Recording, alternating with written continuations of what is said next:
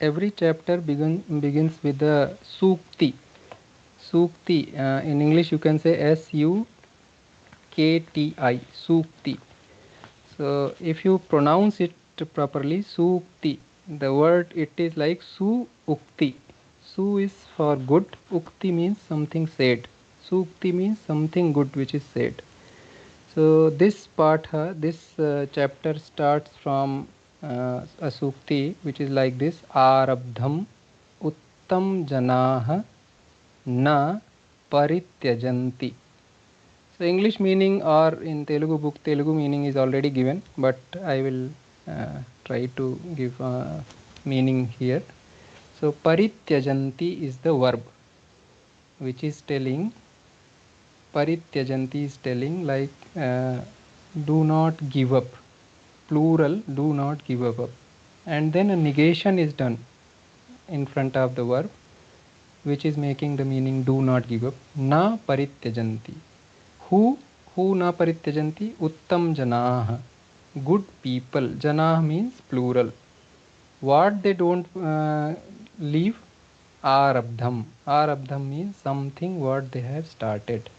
So it is intentionally given here. So if you are going to start this thing, and if you are one of Uttam Janah, you will not leave it in between. So that is what they are trying to say, I think. So after this, we'll come here, and in any language, wherever you begin, you will first go to the basic constituents of the language, and basic thing is all the varnas and other things like here we say akshara. So everything, akshara means again every word what we are going to use that has meaning. So only you have to just stop and think about that. Akshara means a means negation, shara means destruction. Akshara means something which doesn't destroy. So akshara is here the alphabet, your vowel and consonants. So what they represent, for here we will see like all the vowel or all the consonant, they are just sound. Don't compare with them writing. So they are just sound, nothing else. For our when writing came, when people's memory or when oral tradition was shifting to writing something, then people make a representation for that sound. If I say a, you can write it in different ways, in different representation. Those representations are called as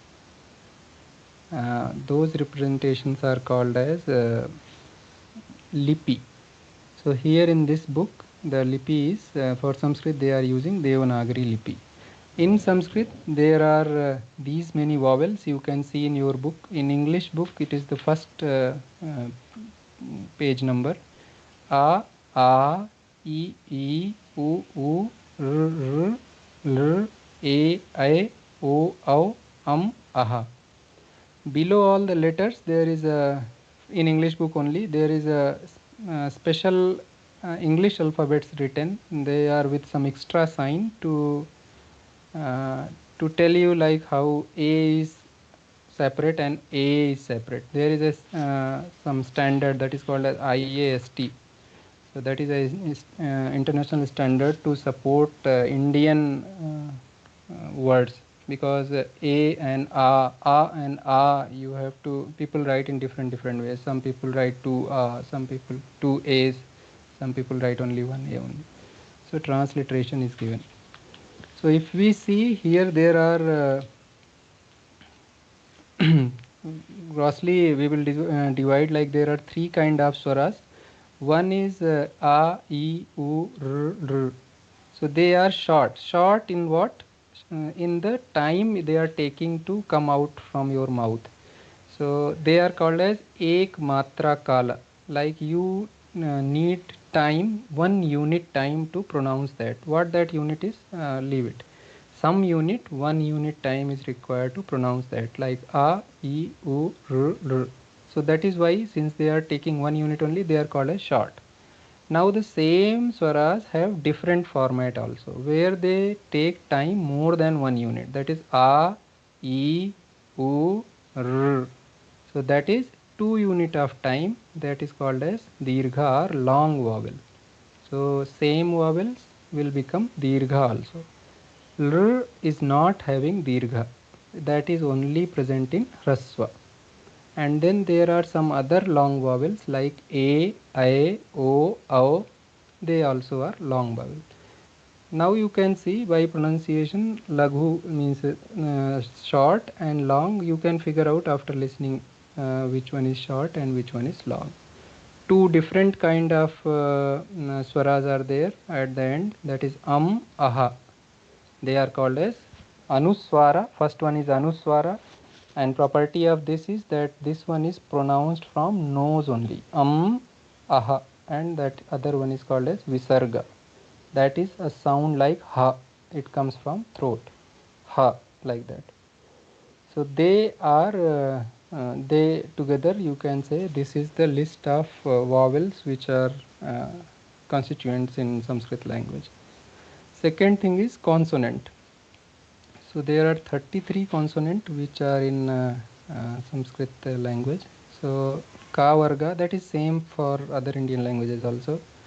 Ka varga has again this the 5 letters ka, kha, ga, gha, nga, and similarly cha varga has cha, to, ya, and till pa to ma you will see same things.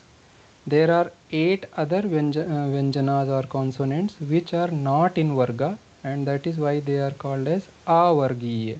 Avargiya means not in any group, not in any varga. Rest 25 are called as vargiya vyanjana.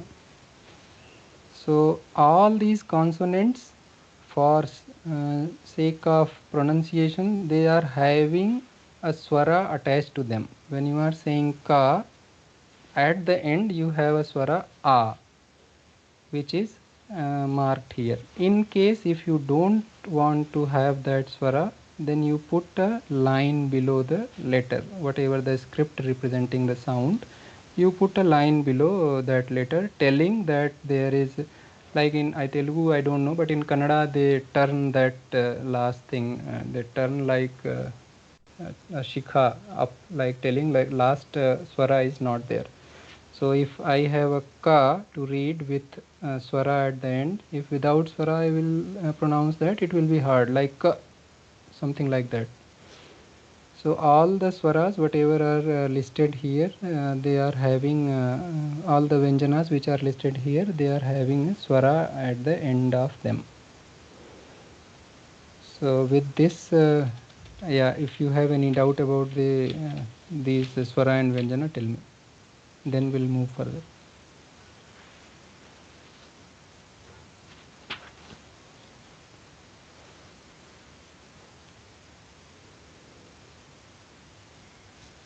Okay, seems nothing. So okay, we'll move further. So I am now on page 5.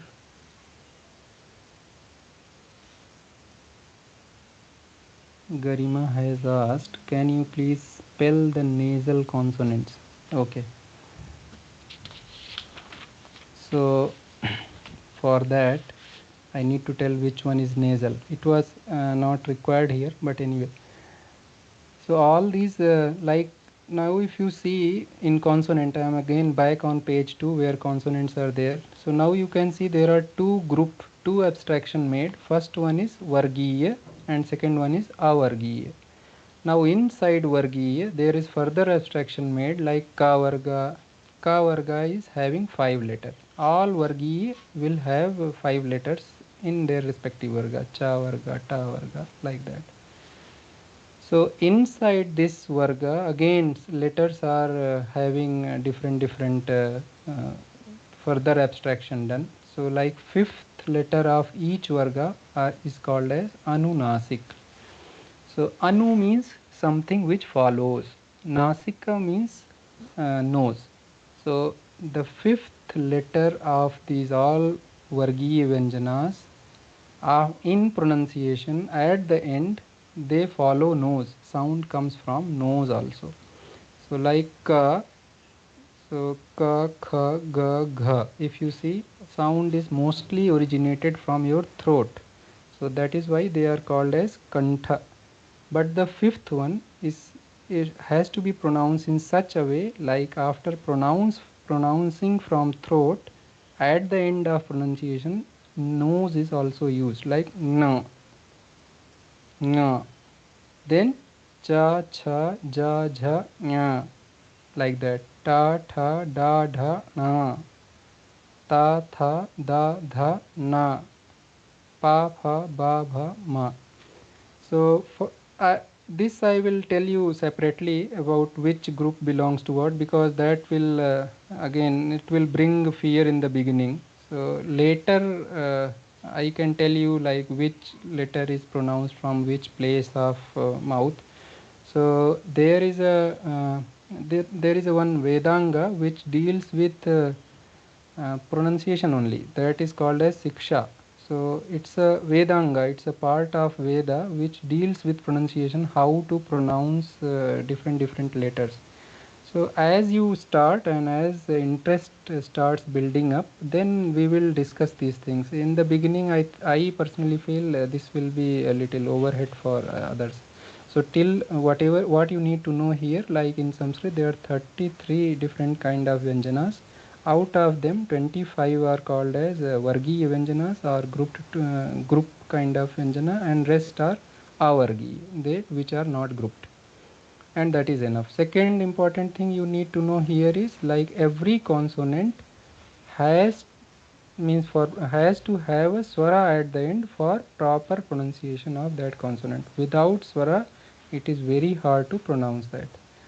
So if you see in Hindi and in Sanskrit pronunciation, this will be the difference. Like if I pronounce my name, that is in Hindi, so I pronounce like Ramanuj. But if I have to pronounce in Sanskrit, I will pronounce Ramanuja.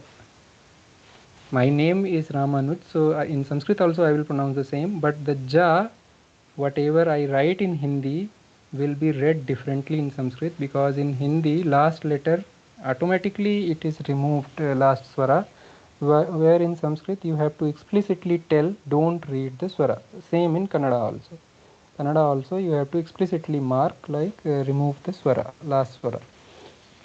So this we will practice going further. So pronunciation also will be taken care. So again I am back on page 5. So which is telling vowel signs, gunitas. So this is when I'm not audible.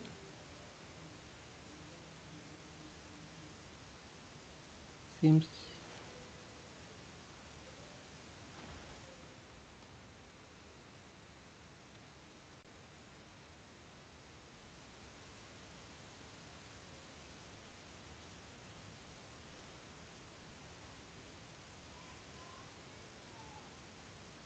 Can anyone tell me if I am audible or not?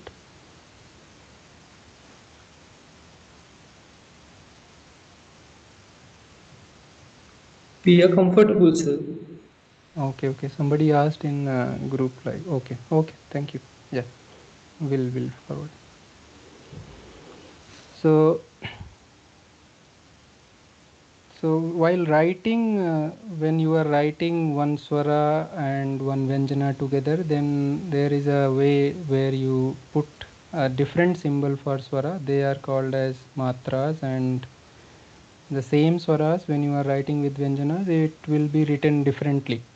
So in this page, you can see like how matra for a, if you have to write k plus a, which will be together pronounced as ka, you will use a matra like a standing line.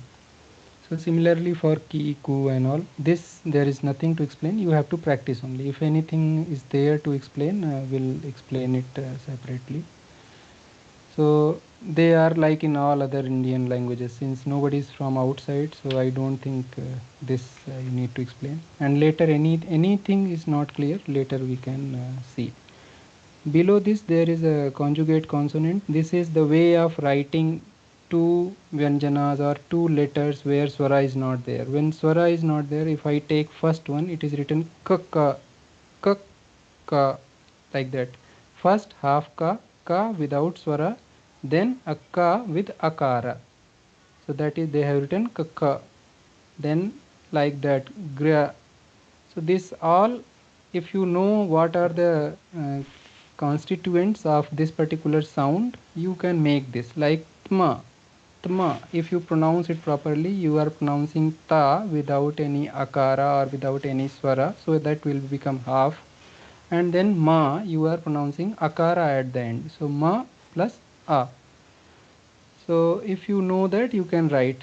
How to write this ka and ya together? If you are in doubt anywhere, you can simply write the word which is in half. You write it in full, put a line below that, that is halanta line, to explicitly tell it is pronounced half, and then write the next word full with if it has swara, so that you don't need to worry about like here some are very confusing, dma, dya. So initially you can leave it if you are not comfortable with this. So you wherever, like say if I say tma, I have to write. So instead of writing half ta and ma together, I can write what is written before, ta plus ma. I can remove the plus and I can write those things together, tma. That also is fine. Anything is fine until sound is not changed. This is a very phonetic language. It doesn't depend on anything else apart from the sound. So with this thing, now we will come to something real. So now we came to know like Sanskrit is made of some aksharas, which are non-perishable sounds, which are always present, eternal kind of sounds. Now how to use these aksharas? So we know these aksharas are made up of swara and vyanjana. So there is a very classical definition of swara. So what is a swara? So there is a way to define it. Swayam rajante iti swaraha. So the group of sound which is complete in itself, that is called as swara. Vyanjana, you can, as of today, you can say something which for pronouncing requires help from swara is Vyanjana. And this is not only applied to Sanskrit, it is applied to every language, even in English also. A, E, I, O, U, you can practice it to see like swaras will be, they are self-pronounceable, and all consonant and all, they require help of Vyanjana, swaras to get pronounced properly. So now second thing is pada. Pada equivalent English is word. So combination, meaningful combination of aksharas can give you a pada, that is called as word. So in Sanskrit there are two kind of pada. One pada is called as verb pada, you can say, that is called as kriya, and grammar or technical name is tinganta. So that is not required to know, I'm just telling for reference. So there what I will repeat again. So aksharas are there, then two type of aksharas are there, then meaningful combination of these aksharas can give you pada. Padas are of two type in Sanskrit. One is kriya pada and other is nama pada. So as from this itself it is clear, kriya pada means it's a verb, something which tells some action. Namapada means it's a name or something related to name. There is no other pada in Sanskrit. So any valid word in Sanskrit will be either a verb or a noun. Adjectives are also nouns here. So with this knowledge we'll move forward. So now, like we made meaningful combination of varnas to get padas, now meaningful combination of padas will give us vakya. Vakya is something which is called as sentence.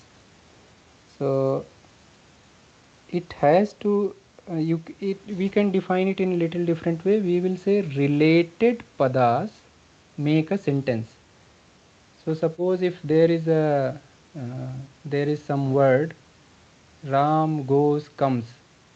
So here the sentence is not very clear because all three things are not properly related. So like in any language, here also all the padas, whatever we are using, if they are somehow related to each other, then you have a valid legal sentence. So now we can ask a question like, what is the smallest sentence? So in Sanskrit, smallest, in English, like smallest sentence might be what? Okay. In Sanskrit, smallest sentence is defined as ek ting vakya. So a smallest sentence is only one verb. So you can say like pathati. So this is a complete sentence. It gives so many meanings, which gives complete knowledge and understanding what speaker want to say. That how you will come to know going forward. So related padas will make a sentence, and the smallest sentence can be a single verb. Till now, if you have any doubt, please ask.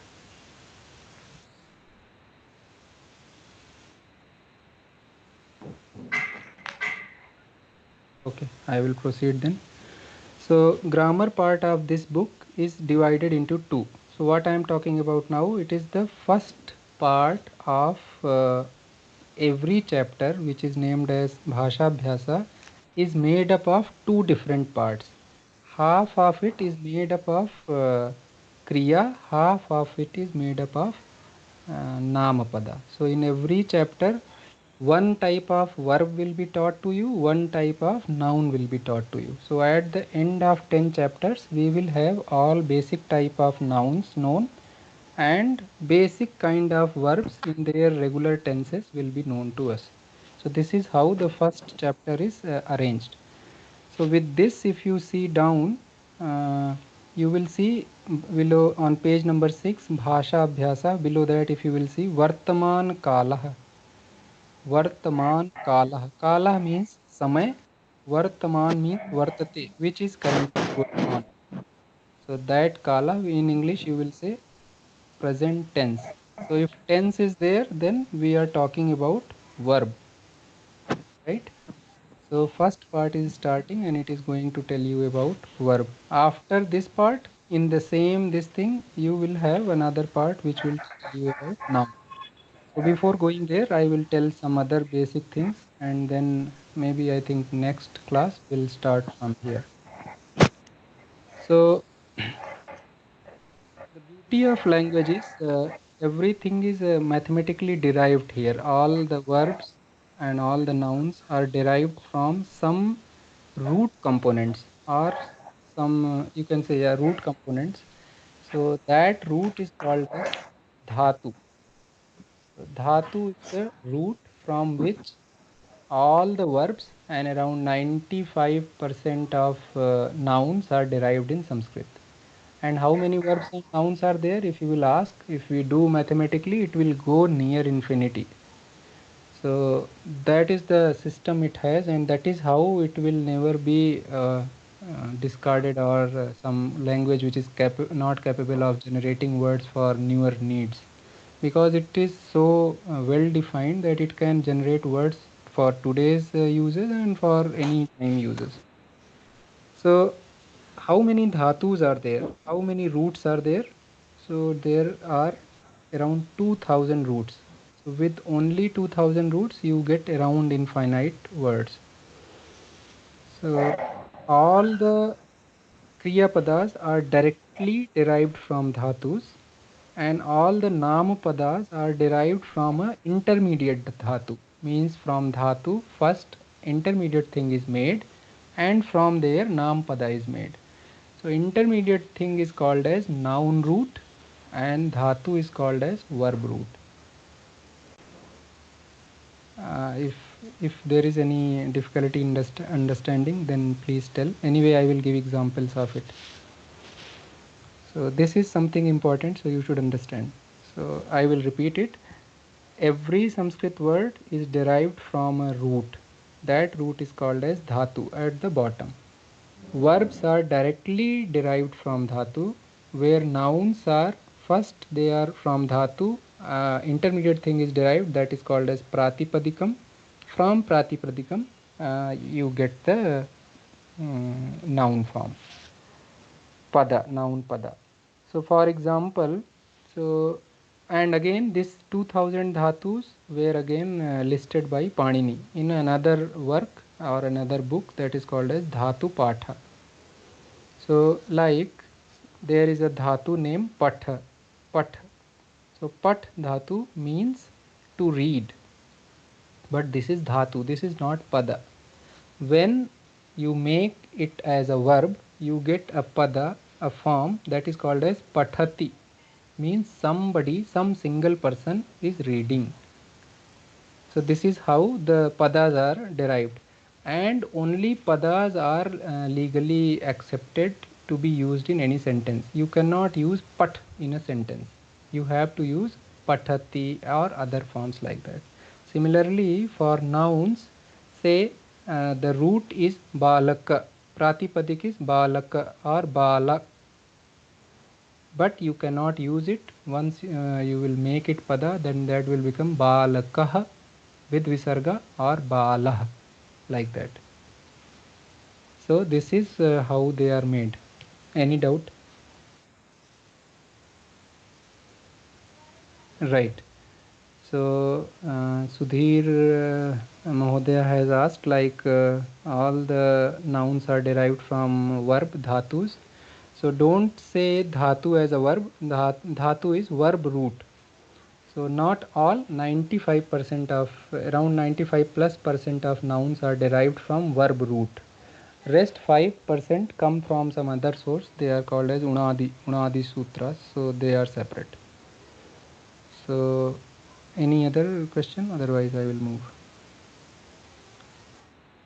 Okay, I will move.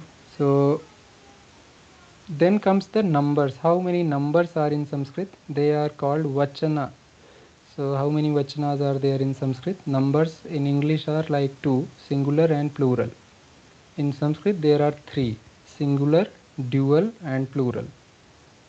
So all the verbs need to be derived in singular, dual and plural. How? They are not difficult. If they sound difficult, they are not at all. Just know like there are 3 vachanas or 3 numbers. We'll see how that is going to be further. So there is a simple logical question people ask, like do any other language also has this dual number or the dvivachana? So ancient Greek and I think some other language also had this dual number dvivachana, but no modern language has dvivachana. Everybody uses singular and plural only. You will appreciate this dvivachana if you read any religious or philosophical text. Then you will see when they are referring to atma and you, so 2 people are there. When like those at those time, this dual helps very much. You can explicitly tell like there are 2 things instead of just simply telling them as plural. So, but this is a feature of language, so more than that we don't have to discuss. So all nouns, all verbs will have singular, dual and plural. So for example, if I say noun root, I take noun root pratipadika, and that is Rama. So if one Rama is there, then we will call him Ramah. If 2 Ramas are there, we will call them Ramau. If I am telling Ramau, it means there are 2 Ramas. If 3 or more Ramas are there, then I will tell them Ramah. Similarly, in verb, if I have a root called Pat and I have to tell which means to read, if I have to tell one person is reading, I will say Pathati. If I have to say 2 people are reading, I will say Pathatah. If I have to say 3 or more are reading, then I will say Pathanti. So now anti, this sound, if you remember this sound and remember the first sukti in the beginning we read, so there was parityajanti. So that same kind of ending sound. So that is a plural verb. That is how we say it. That is for many. So why many it was? Because uttam janah were there. Noun was also plural, so verb was also plural to match that. Now we'll come to gender. So there are three gender like all other languages. Currently we use Pumlinga, that is masculine, Strilinga, that is feminine, and then Napumsaklinga, that is neuter. So like you can see, Rama is a Pumlinga word, Rama is a Strilinga word, and Phalam is a neuter number. The distinction here is especially for Hindi speaking people, like in Hindi mostly we figure out gender by knowing the thing that particular word points to, and few things are, it is not a hard and fast rule, but you can make it. So if some word is there and it points something feminine in nature, you will treat that word as a feminine word. But in Sanskrit each word has its own gender, and it is not random. Since every word, now you can appreciate this, that every word is generated from one basic root, so in the path of getting generated, its gender gets decided. It is not exactly what it points.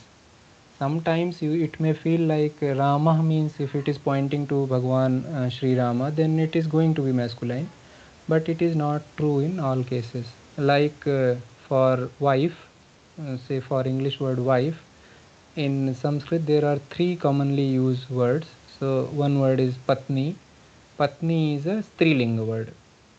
Then other word uses, that is Dara. So Dara is a Pumlinga word, but it still points to Patni. And one other word is used, that is called as Kalatram. Kalatram, that again means wife. That is a Napumsaklinga word, but it points to wife. So all these words, they, in the process of the word getting generated, they got their gender, not what they point.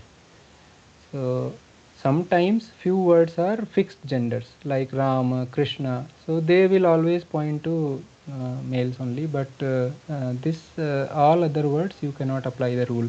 So initially there will be a confusion in understanding when you will start reading. Like this word is Pumlinga or Strilinga or Napumsaklinga. So solution is there as of today or as of next 1 year. Solution is only this: just learn what that linga is told to you, because at the way, once you will go deeper in grammar study, then only you will figure out how you can figure out what linga a word has. Till that time you have to assume what is told by book or somebody who is means authority. Next, in case of verbs, how many persons are there in Sanskrit, or how many, I will say, who all are the doers of verbs? So here also, like in English, first, second, third person are there. Just naming is little different. So here in English, third person is defined as neither me nor you. It is somebody apart from us. So that is third person. Third person in Sanskrit is called as Prathama Purusha. Prathama means first. So there is a confusion, third to first. So if you have to remember it, you can remember this way, like in any situation, always the third person, Atithi kind of person is given more, he is given priority. So he is Prathama, who is not from us. Then is the Madhyama. Madhyama means second person, who is you. And then comes the Uttama. Uttama means first person, yourself. So this is for verb. So every verb will be encoded in this way, like it is, the action is represented by verb. Verb will have encoded information like it is done by whom. The action is getting performed by whom. It is performed by you, then the verb will be of category of Uttam Purusha. If it is performed by somebody in front of me, you, then it will be encoded as Madhyam Purusha. If it is neither me nor a person in front of me, somebody other, then it will be encoded with third person or Pratham Purusha markers. So there are three kind of these things. So one common distinction again from Hindi is here verb doesn't follow gender. So if I say, there is a small sentence, I say Saha Pathati, which means he reads. So masculine, then I will say the same thing, Sa Pathati, she reads. So verb is same for both the gender. Only noun has gender. verb doesn't has gender. You can say for computer sanganaka pathati or sanganakam pathati. Even neuter also you can tell the same verb. So three things here we learnt: gender, vachana and purusha. Purusha is called in English person. It is related to verb. Only verb will have purusha, who is the doer, because it is related to action. Gender, only noun will have gender, because noun only has gender here, verb is gender free. And then are three vachanas. They are applicable to both noun and your verb also. So since we said this is the last thing which I want to cover today, it may take maximum 5 more minutes, so sorry for overshooting. So since I said there can be near infinite words in Sanskrit, so how to group them together? Like in English, if you say how they work, they group the word together. They say all the words starting from A. Like in dictionary, if you see all the word is starting from A, then all the words starting from A, B, like that, and then it's starting from B and further. So in Sanskrit that is not possible, because words are so many. Like if you will start from marking from A, then that itself will take so much space. Like you will reaching to A will take too much time. So that is why the same categorization scheme is not applicable here. So here we categorize noun and verbs in a separate way. So for all nouns we look at what they are ending in. So if I say Ram, so I will say the noun root Rama is ending in what? So if you can now figure out, Rama is ending in A. So I will say this is a. Kar means word, akar. A word, ant. Ant means ending. So I will say Ram is an akarant. A word ending noun. Akarant pumlinga. This is a pumlinga word. So akaranta pumlinga. Similarly, if I say Rama, so I will say it is ending in A, big A, dirgha A. So that is akaranta. If I say Kavi, so if you pronounce it properly, Kavi, so you will say it is ending in small e. So you will say this is a ikarant word. So if I say Gauri, so it is ending in dirgha e, big E.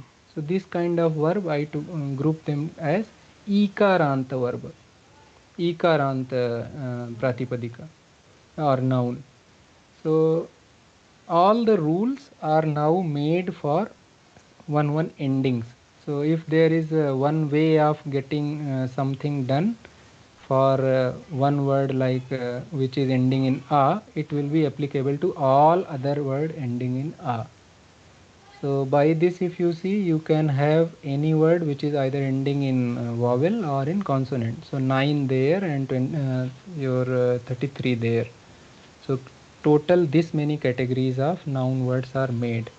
But you need not to worry, like you need to know these many things. Only some 2, 3 like a, e, they only compose I think some 65+% of Sanskrit vocabulary. So most of the word are ending in a or e and e. So that we will see. That is yes. Sri Vidya madam has asked, is Pratipadika noun root? Yes, Pratipadika is noun root, and this also is generated from dhatu, which is verb root. So how to now categorize the verbs? So verbs are categorized as per gana. So gana is means class. So there are 10 class of verbs which are made, and again the first class, which is called as bhuadi, because it has bhu adi in the beginning. It has a verb named bhu, that again covers around 60% of Sanskrit verbs. So if you know how to use one verb of that group, you know all other verbs. So total 2000 dhatus are there, and around 1000 plus are in one category. They are that is the first category, bhuadi. So if you learn how to use one verb from that group, you know all other verbs. You can logically derive. That is the beauty of this thing, the way it is derived. So I think this at this place only I will stop. So if you have anything to ask, whatever today we discussed, you ask. This was all the Pitika, we say, introductory material to begin your Bhasha Abhyasa, which we will start in next class, 4th Feb. So if you have any doubt, you can unmute or you can type and ask.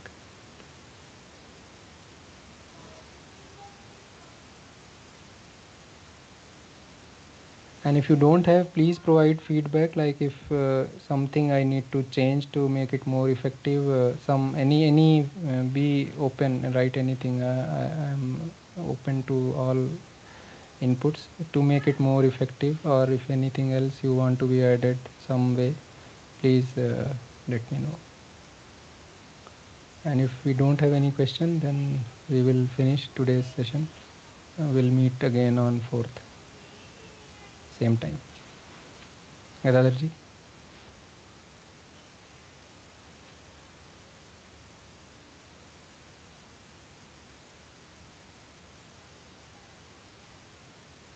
Okay. I think Ah, okay. yes, Ramanuji. Yeah, that's Yeah. good enough. And any questions we can take it on our Yes, yes. Our group is there. Any question we can. WhatsApp group also. Right, Group is right, there. Yeah, right. sure. Thank you, everybody. Yeah, Yeah, we'll meet धन्यवाद. again.